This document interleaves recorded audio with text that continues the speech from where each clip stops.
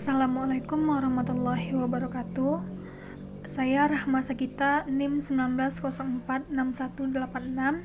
Di sini saya akan membuat video animasi mengenai PDRI yang mana untuk memenuhi tugas mata kuliah Media dan Multimedia Pembelajaran Sejarah yang mana diampu oleh dosen Ibu Hera Astuti MPD, kelas Kamis jam 1.20 sampai jam 3. Kita akan membahas mengenai PDRI. Apa itu PDRI? Merupakan penyelenggara pemerintahan Republik Indonesia periode 22 Desember 1948 sampai dengan 13 Juli 1949. Dipimpin oleh Syafruddin Prawira Negara yang disebut juga dengan Kabinet Darurat. Kenapa dibentuk PDRI? Yang pertama yaitu agresi militer Belanda II pada tanggal 19 Desember 1948 dan Yogyakarta, ibu kota waktu itu, terkepung. Kilat nomor 1, strip BB, strip D, strip 48. 1. Kita telah diserang. 2. Pada tanggal 19 Desember 1948, Angkatan Perang Belanda menyerang kota Yogyakarta dan lapangan terbang Makmur. Dalam suasana pertempuran pada tanggal 19 Desember 1948,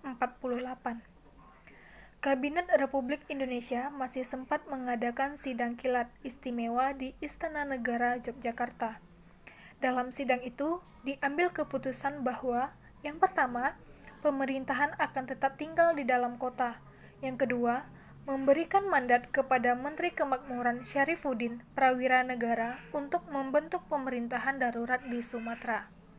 Yang ketiga, mandat lainnya kepada Dr. Sudarsono LN Palar dan AA Maramis dengan alamat New Delhi, India, untuk membentuk pemerintahan darurat Republik Indonesia. Susunan PDRI.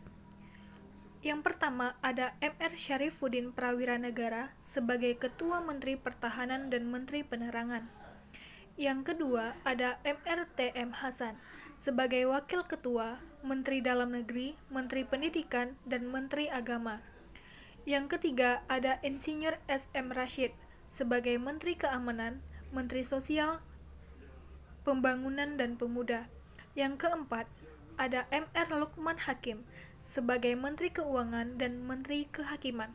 Yang kelima, ada Insinyur Sitompul sebagai Menteri Pekerjaan Umum dan Menteri Kesehatan. Yang keenam, ada Mariono Danubroto sebagai Sekretaris PDRI. Yang ketujuh, ada Jenderal Sudirman sebagai Panglima Besar. Yang kedelapan, ada Kolonel A.H. Nasution sebagai Panglima Tentara Teritorial Jawa. Yang sembilan, Kolonel Hidayat sebagai Panglima Tentara Teritorial Sumatera. Sehari setelah PDRI didirikan, Syarifuddin Prawira Negara menyampaikan pidato radio yang ditujukan kepada semua stasiun radio. Pidato tersebut dapat ditangkap oleh stasiun radio Singapura dan juga disadap oleh radio Belanda di daerah Riau. Isi pidato itu ialah mengemukakan serangan yang tiba-tiba dari Belanda telah berhasil menawan Presiden dan Wakil Presiden serta Perdana Menteri dan beberapa pembesar lain. Belanda mengira bahwa dengan ditawannya pemimpin-pemimpin yang tertinggi, pemimpin-pemimpin lain akan putus asa. Negara Republik Indonesia tidak tergantung pada Soekarno-Hatta, sekalipun kedua pemimpin itu merupakan sangat berharga bagi bangsa kita. Hilang pemerintahan Soekarno-Hatta sementara atau selama-lamanya. Rakyat Indonesia akan menghadirkan pemerintahan yang baru. Hilang pemerintahan ini akan timbul yang baru lagi. Pemerintahan PDRI dibentuk karena ada kemungkinan besar bahwa pemerintahan Soekarno-Hatta tidak dapat menjalankan tugasnya seperti biasa. Peran PDRI. Yang pertama, menjalankan perang gerilya selama mungkin dengan perhitungan bahwa dengan semakin lamanya perang gerilya, maka secara ekonomi Belanda akan terjepit dan payah, sebab sumber mereka akan habis dan mereka akan terpaksa melanjutkan perundingan. Yang kedua, dengan perhitungan di atas, maka pemerintahan PDRI menginginkan jauh dari Bukit Tinggi dengan mencari lokasi paling tentram, yaitu di wilayah selatan jauh dari Bukit Tinggi. Yang ketiga, ada para tokoh sipil dijadikan sebagai pejabat yang memiliki wewenang militer, karena pada saat itu adalah saat gerilya, di mana saat gerilya merupakan saat di mana terkaburnya batas-batas militer dan sipil yang menjadikan sesuatu itu sebelumnya ingin diperjelas dalam usaha meletakkan struktur dan tradisi baru republik. Yang keempat, para gubernur lama diangkat sebagai komisaris yang dimana fungsinya sebagai penghubung masyarakat dan pemerintah pusat PDRI agar tetap ada komunikasi antara rakyat dan pemerintah. Yang kelima, melancarkan ofensif diplomasi untuk mendapatkan simpati sebanyak-banyaknya agar mendapat dukungan dari dunia internasional.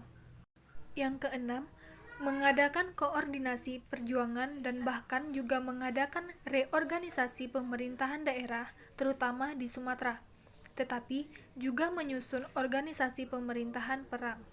Pada tanggal 10 Juli 1949, Syarifuddin kembali ke Yogyakarta. Syarifuddin disambut oleh Soekarno setibanya di Yogyakarta. Syarifuddin menerangkan, PDRI tidak berada di belakang roem-roem, tetapi berada di belakang rakyat, berjuang dengan rakyat dan untuk rakyat. Pada tanggal 13 Juli 1949, Kabinet Hatta bersidang. Hatta melakukan perombakan kabinet. Kabinet Hatta II. Dalam kabinet ini, Syarifuddin diangkat sebagai wakil Perdana Menteri. Pada gambar ini dapat dilihat gedung saksi bisu PDRI di Bukit Tinggi. Dan pada gambar ini adanya monumen PDRI di Sumpur Kudus. Pada gambar ini ialah Syarifuddin Prawiranegara sebagai pemimpin PDRI, yang mana beliau lahir di Anyar Kidul Serang pada tanggal 28 Februari 1911.